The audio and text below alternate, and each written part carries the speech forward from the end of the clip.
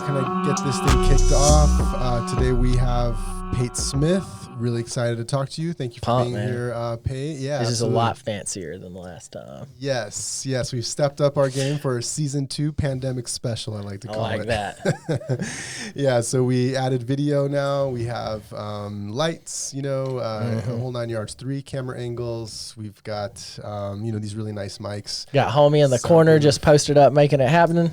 Yeah, we got Victor here producing the show. Yeah, we got a producer now. So. Yeah, man, and thank you for being, on the fly and everything. I like on the fly. What are you up to in Denver? Working with a contractor. I got a homie that became the manager of a branch of Priority Roofing here, and I said, "Hey, man, you want me to come in, talk with your guys?" He said, "I'm 100% down," and we basically just did a Q&A on what is a good file, what isn't a good file. Mostly talked about shingles, how to get shingle roofs paid, issues that we foresee coming in Colorado tile that just frankly isn't great for the contractor, or the PA or attorneys. Really, tile we had a storm a couple years ago. All tile roofs got just blasted. Yeah, I'm familiar. And, talking about over in Centennial, we couldn't get anything. I just want to give a shout out to Centennial and Greeley and Colorado Springs. Been good. You're like a little Naples, Florida, but in Denver or in Colorado. That's awesome. So it was tough to get anything approved. And so that's kind of what you do, right? So you kind of work for the law firm. Yep. Right? And then you kind of like help get clients for the law firm. Yep. And then the law firm takes over the file and increases the claim dramatically for the most part. Yeah, so it depends on the situation, right? If the damage is good, the policy is good, and the scenario is good, we win. Gotcha.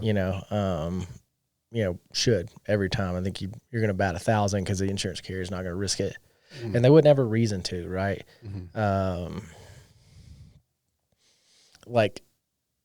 guy that I know said this about files: only bad people and bad cases go to trial. Okay. So, if you're looking at claims the same way. If it should get paid, it will get paid. Now, the question is just how far, right? Yeah, absolutely. So we're going to talk about some kind of a trending topic right now as far as lump sum and exactament pricing and sort of your perspective, your view on that. I kind of want to, before we get to that though, let's talk a little bit about, I do want to talk about RoofCon. All right. Yeah, let's do it. We should talk about RoofCon because even though by the time this airs is probably past. Yeah, RoofCon's going to be done. But I mean, I think there's other ones that are coming out as well. Right. And so what's your feeling in general, because it seems like there's a mixed, A mixed what? A mixed, I feel like there's mixed feelings about conferences in general. You know, as far as some people feel like they're just a waste of time, and other people feel they're very valuable. What's your perspective? I'm going to give this to you, and I go to a lot of conferences. I'm going to go to less this year probably. I'm going to be more selfish with my time, I've decided. Okay. Long decision, but yeah. Are you going to the roofing process conference? Nope. No. Are you going to SVG in February? I am supposed to go. Okay. I'm planning on going. Okay. I know doing 2 breakout sessions there, and then I'm a host of kind of one of the bigger things with somebody. Shout out Kurt Cobb. But I've got something that actually may come up, so I don't know. So I'm having a kid December 5th, and then that's in February. Oh, that's right. Yeah. That really won't affect that, but I don't know, man. Have you noticed that contractors do get quite a bit of value from attending? Yeah. It seems like the most successful ones are always there. You know what I mean? And sometimes I wonder, is that Here's my thing. If I pick up one thing, okay, one thing, it's worth it. Whoop.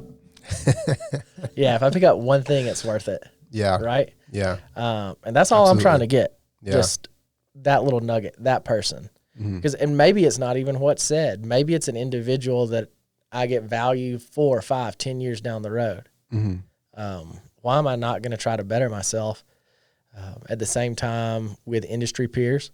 Yeah. Right? I think for me, that's what it is. I will tell you, I think a lot of the thought and a lot of the like industry movements happen at these things.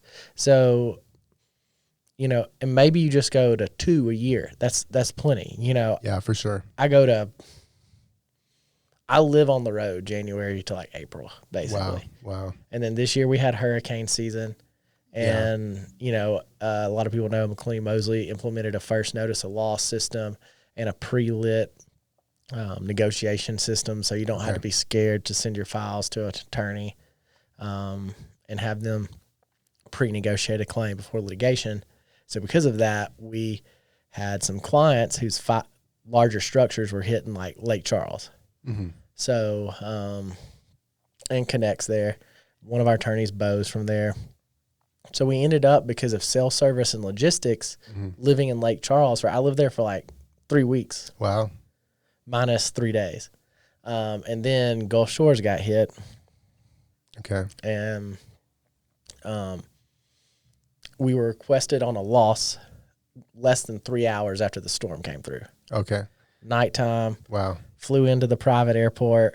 Wow. Took the private airport's rental van, drove it to the loss, drove through, I don't even know what to call this. Like, anyway, we ruined a Mercedes Sprinter driving to this because we, you know, submerged the deal underwater. So I noticed, like, with you, the attorneys get on the roof, and it's like kind of I don't know. I don't see very many attorneys getting on roofs. You know? That's our squad. And you guys go for it. I mean, I feel like who is man? And I'm sorry, I'm forgetting his name, but who are the names of the attorneys there?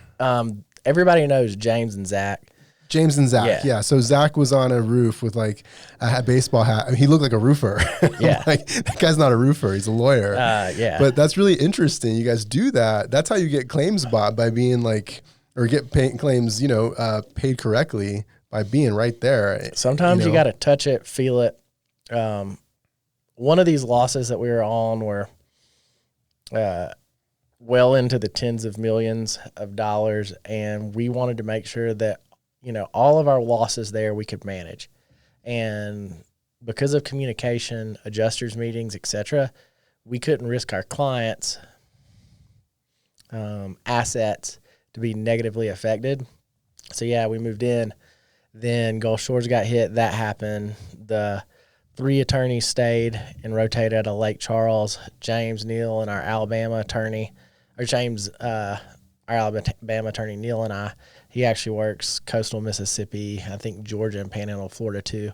We work that area.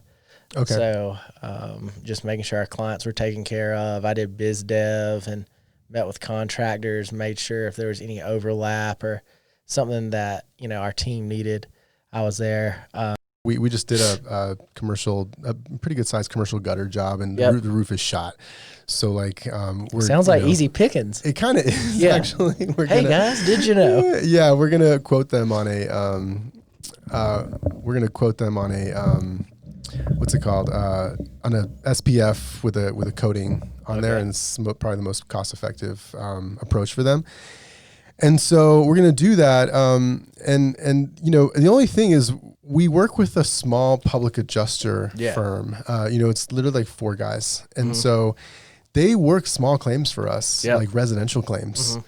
In your opinion, that is kind of unheard of, right? Like a PA firm working tiny 10,000, between 10,000 and like 50,000. Like they're like, dude, Armando, no problem, bring it on. There's not a lot, but they're out there. And I'm friends with some guys that specialize in that. Really? Yeah. Okay.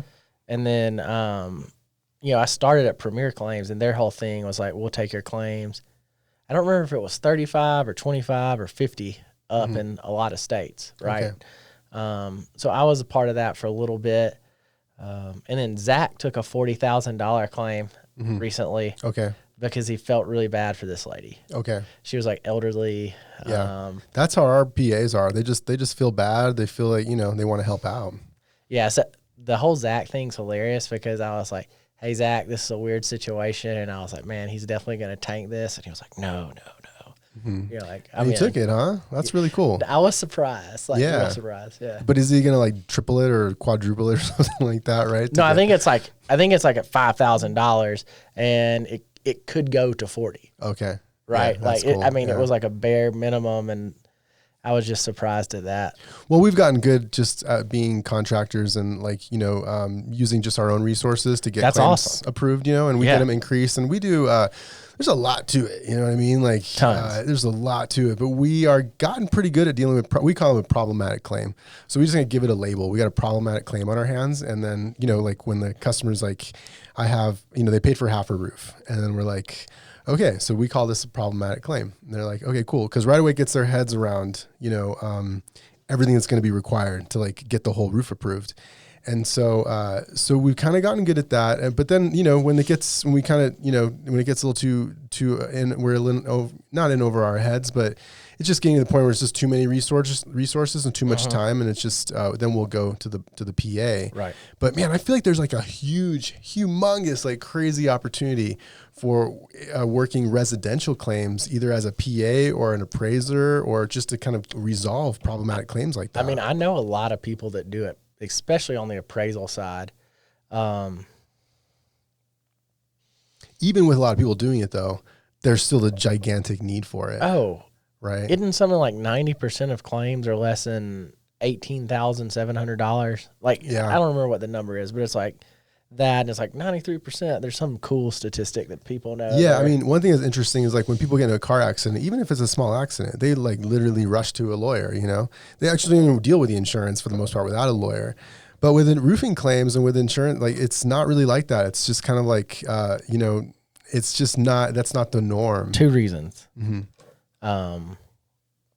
PI attorneys advertise, and advertising with education. Not enough people in our industry do it. Like on TV, you don't see a whole lot of roofing claim problem. Yeah, absolutely. And so, so you're saying that if lawyers kind of like got with like the way that personal injury guys do it, Or PAs, whoever. Yeah. Okay. Right. And just provided education to the masses. Yeah. And you do that in running ads. Back hurt, call, blah, blah, blah, law. Right. What's the other one? Med mal, vaginal mesh, asbestos. Those are all the big PI get plays. I would eventually like to, after, if I could get consecutively, like get MMA to where I was having to put like less effort out, and I knew that the company would do over $250 million in RCV in a year, not in fees. And then the $250 million. What does that mean? That's 250 million RCV. Okay, gotcha. Yeah. All right.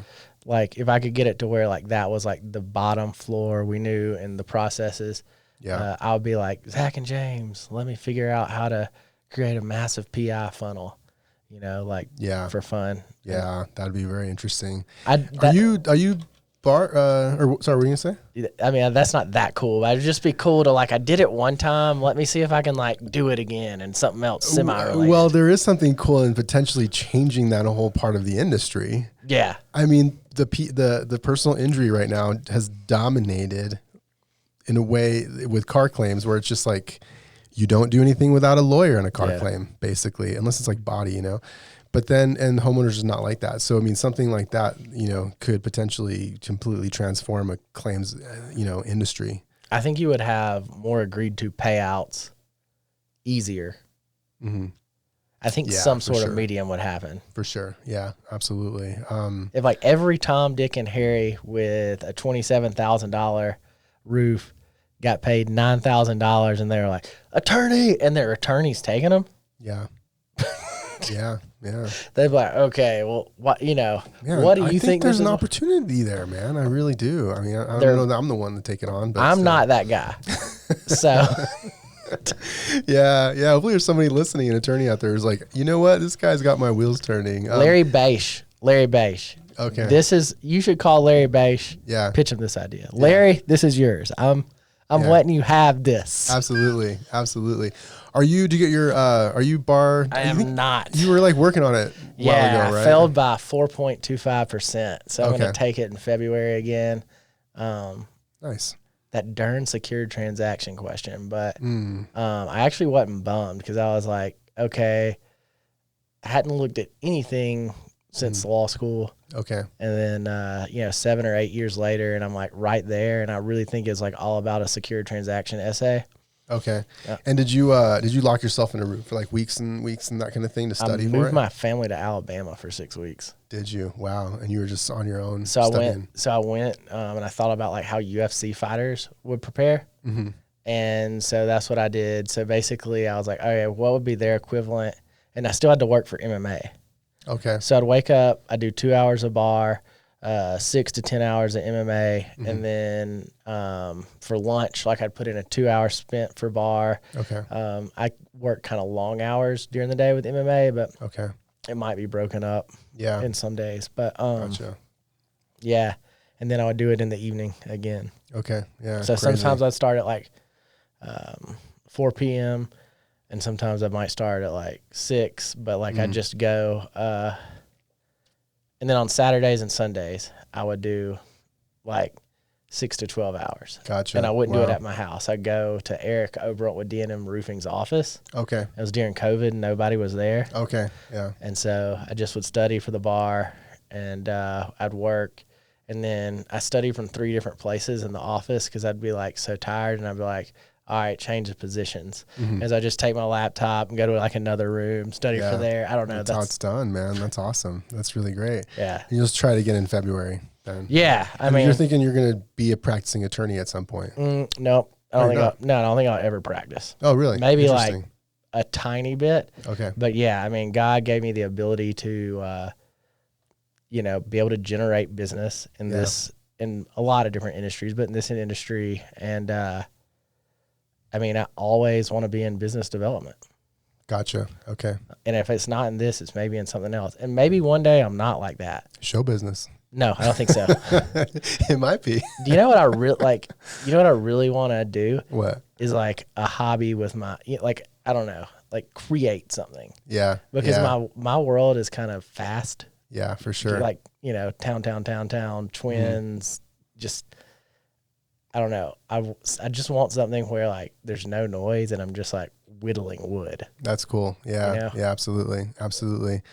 Well, yeah, let's change gears a little bit. So trending topic, exactament versus lump sum. So there's this movement kind of going, I don't know that I wouldn't call it a movement. I think it feels like a movement because it's going on in like certain Facebook groups, but it's not. I mean, I feel, the industry at large is still widely exactament. You know what I mean? I will say I'm going to give an opinion here, and neither side is going to like this. Okay. And I'm fine with it. So, the answer is which is better, and it's the same answer of which is better, assignment or contingency. Okay. Oh, well, if you're asking me that, assignment or with contingency, contract, which is better? Honestly, I don't like either one of them personally. I like having a build contract once we've come up to with an agreement, and I like having agreement of scope. I like kind of figuring things out, even nothing in writing. And this is controversial, I think. I just like building rapport with my customer, with my client, and we have an agreement and we know kind of what we want. And then we say, okay, we've kind of agreed to this. Let's put it all in writing now. Okay, I like that. I thought you were about to be with like, I just build it and let God take care of it. I was like, oh, you wild dog. No, I'm not the smartest guy in the room, but I'm also not the dumbest. I was just like, dude, this is the most Denver thing I've ever heard right now. No, we still get a contract. Yeah, definitely. Oh man. And I've been burned without having a contingency. I got burned recently, man. We had a giant one and I didn't do a contingency and we lost it, it got approved by the public adjuster and everything. We lost it and like, that's okay. It's, that's kind of part of life, but I didn't, I don't know, looking back on a bigger one, I might just go ahead and get a contingency, So the answer is it depends on the situation. Okay. All right. So I'm going to say something and it can be or not be controversial here, but everybody in this industry expects with their internal process for client and file, like, administration, and needs to be like this very rigid, very like linear, like assignment. After assignment, send here.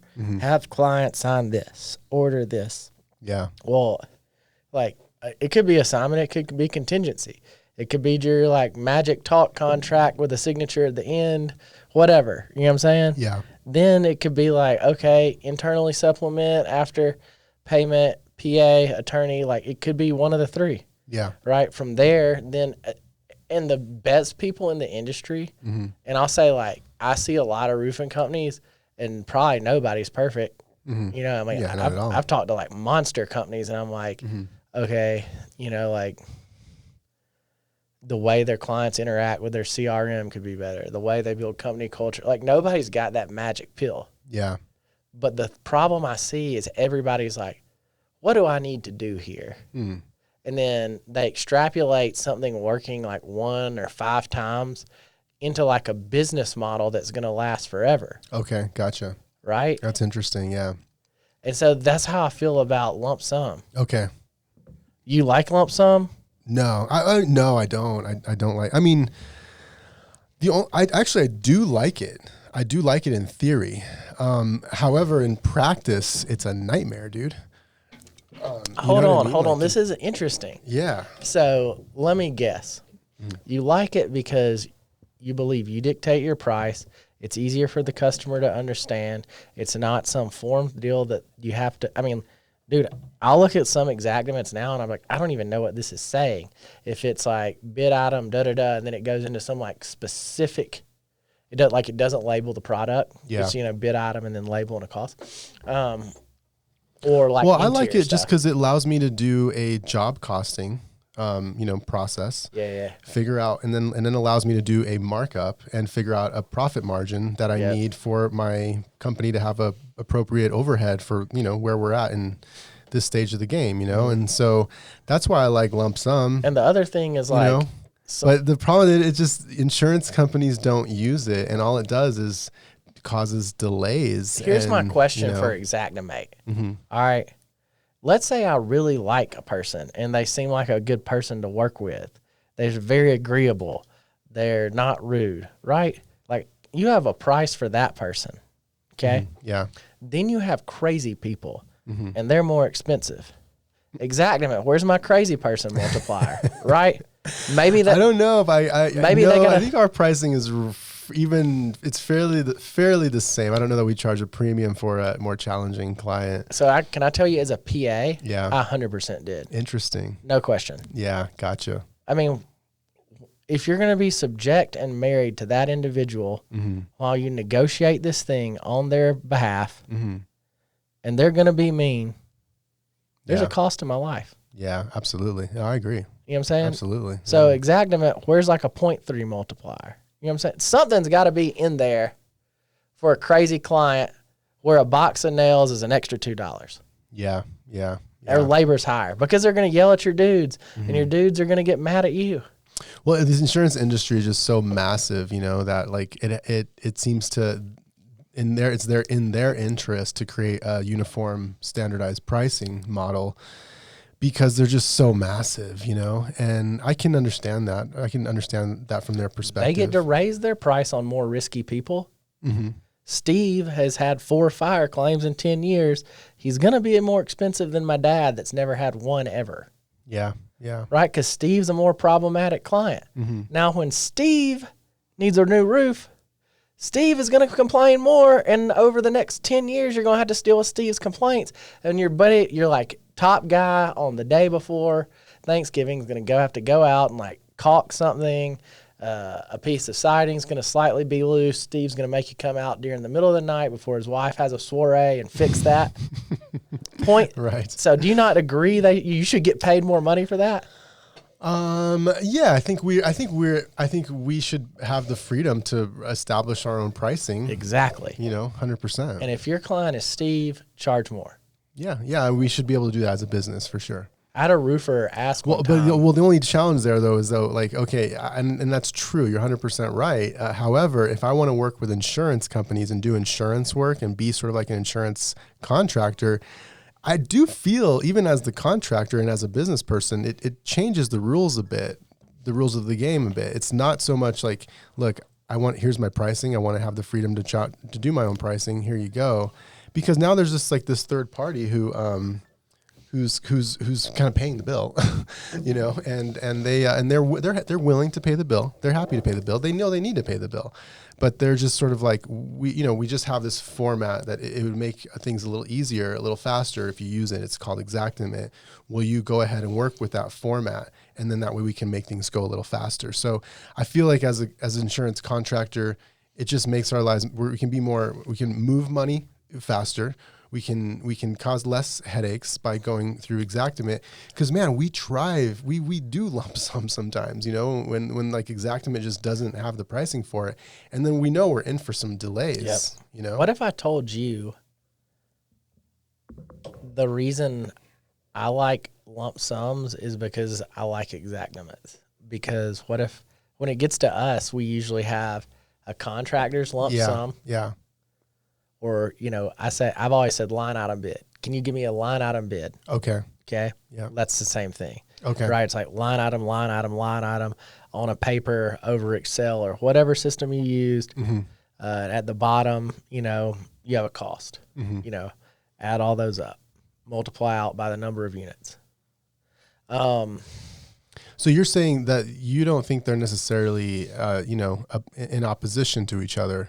No, Okay. we use them together. I've did that even as a PA. That's what I wanted for my contractors. So you were an actual PA at some point. You weren't a biz dev guy. I was biz dev. You were PA and listen, biz man, dev. If I am adjusting your claim, there's a problem. Like I'm not like Barron's can beat me. All of his people can beat me. Can probably beat me at adjusting a claim. Okay. Okay. But you know how to do Xactimate, No, I don't even know how to open the program. I can read them. Neither do I. Yeah. Yeah. So, okay. Why would I ever do that? Why? I don't know. I just thought you might have been, because I one time thought about it. Well, yeah. I one time thought about it, and I was talking to Troy Clymer, and I was like, "Yo, no, I think I'm going to learn." I was like, "Dude, you know what I should do? I'll learn Xactimate." And he was like, "Why would you ever do that? Yeah, like that's a waste of your time." It seems like it. Just create more business. Yeah, for sure. Yeah. So I like a line item bid from from a disinterested third party. Gotcha. Or public adjuster. Gotcha. Or an Xactimate from a disinterested third party. And you like to pay for that even? Just pay for the line item estimate from a disinterested third party if they have a fee? At the law firm, you have to do it every time. Okay. You have to send somebody out there to estimate it. Yeah. That you're just paying a fee or an hourly to, not a percentage, right? Not the bigger you get it, the more money you make. Right. You go out, you estimate it. Here's, $5,000 or here's $250 an hour, itemized out. Okay. Whatever. I want that in an Xactimate, unless it is something very rare and specific, and you're like the only dude. It's not an Xactimate. It's a copper rooster that's going to be, soldered onto a copper piece of a roof. Okay, like that's not an Xactimate. It's a bid item for like art, blah blah, copper, something. I don't know. Right. Okay. Like yeah, for sure. B37, X43J. There's so many things like that you can't get an Xactimate. So, outside of that, I want from an expert that uses an Xactimate estimate. And on the other side, I want a line item bid from a roofer. Okay. Right? You're a local guy. That's your price. Right. Here's an Xactimate. Let's look at the two and compare. So you would get like you like having a roofer's just their cost, whatever their price is their price. Yep. Not Xactimate, just whatever format they use.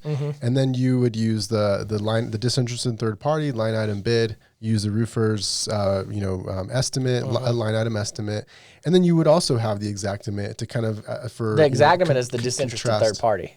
Okay. Yeah. So they're going to create the Xactimate or the PA, and so that's why Matt likes it as a PA.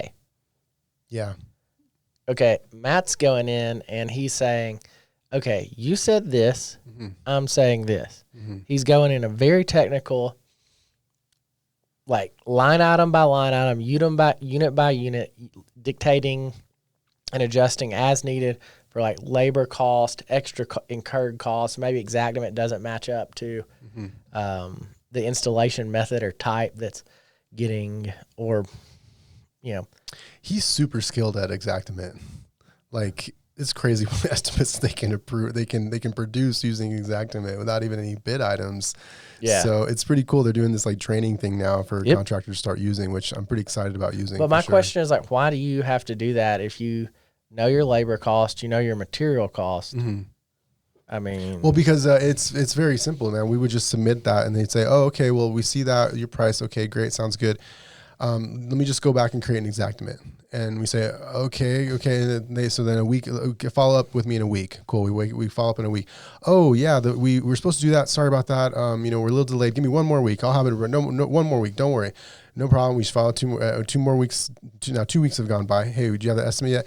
Oh gosh, you know what? It got moved to a new owner, and so now your new owner has it. So follow up with them. I'm sure they'll have it ready for you. You know, so then before we know it, man, 4-6 weeks has passed. And when you're like a small business, you know, a small local roofer, I mean, you don't have 6 weeks just to review that estimate, you know? I agree. So that's where it gets extremely costly. So you're telling me for a speed to the adjuster approving. Yes. Whoa. I've never thought about that on a contractor standpoint. Yeah. Really? Yeah. That's probably the most important thing, man. The speed there? I would just between the two, because I was like, I'm sure they. Well, the speed and the profit, obviously, you know, that the profit margin is there is obviously huge. So, but the speed is right up there, because you know, if it takes 4 weeks just to get them to do the Xactimate, we always say you know, 90 or 80% of fast money is, you know, a lot better than 100% of slow money sometimes. If 80% is guaranteed. Yeah. And yeah, that's a sometimes thing, but well, a lot of it depends on, you know, different variables, storms. You know, if we can, that 80% can get us more deals to pay for more deals and stuff. You know, that's a factor. You know, there's a lot of different variables going on, but I think that is a huge one. So what I'm saying is, the most successful people I know use both in their business. Yeah, I hear that. And what I think like some of this whole line item bid thing is just like next best thing, like something to talk about propaganda. It's not like a, you know, take this pill, it gets rid of, I don't know, you know, malaria. It's like, for your business, this will solve all your issues. Yeah. No, it's just something else. So you're going to have W's with it. You're going to have W's with Xactimate. Yeah. The question isn't like, use this, it's the best, like magic pill. Like, this is business. Yeah, for sure. Anytime somebody says, this is the best thing, this is going to work 100% of the time. Yeah. I mean, you know. Yeah. Yeah, I hear you. I mean, I'm from South Alabama, dog. You know what I'm saying? Yeah. Like, there's like sayings about that. And people are just like, we should do this. Or we shouldn't do this, right? Yeah. I mean, no, there's different times where the goal is to build the roof. Right. For a profit margin. Just fix the damn roof. That's all we're talking about. So my question is, if a line item bid works this time, maybe that's the key. Yeah. And here's my question. Maybe you ask the adjuster. Yeah. Oh my goodness. So you're telling me the guy that's easy. They're just going to say, give me an Xactimate, man. Make my life a little easier here. Give me some great pictures. Give me the Xactimate. Justify everything you're asking for. We're done here. So that's what we've gotten really good at doing, you know. So that's kind of, you know. And you guys should call Armando, because with that method, and he got for $100 a week, he'll like coach you how to do it. 100% approved at 60% profit margin. I don't think I'll be getting into the coaching business anytime soon. I love doing this, man. I just have an idea of, we have 4 mics, and having like 4 people in here and having a little like casual debate about the subject would be very interesting. I like that. I would love really cool. I would have Matt. Like when you're talking about Matt, I want Matt right here, you know. So maybe next time we have a little more time to plan it out. But I think we're gonna kind of start calling it a wrap. I know you need to get to the airport, and What time are we looking with? Yeah. we are. It's 4:10. Okay. I'm gonna shoot you there. We'll That's get there a good really quick. idea. Yeah, we're gonna head over there. So thank you, Pate. I really appreciate it for being here today, and thank you for all the listeners out there. Just please. Like, subscribe, share, or maybe if you're on iTunes, you're not going to be liking. Just put a review, and we'll make sure and get another good episode next time, and we will check you guys later.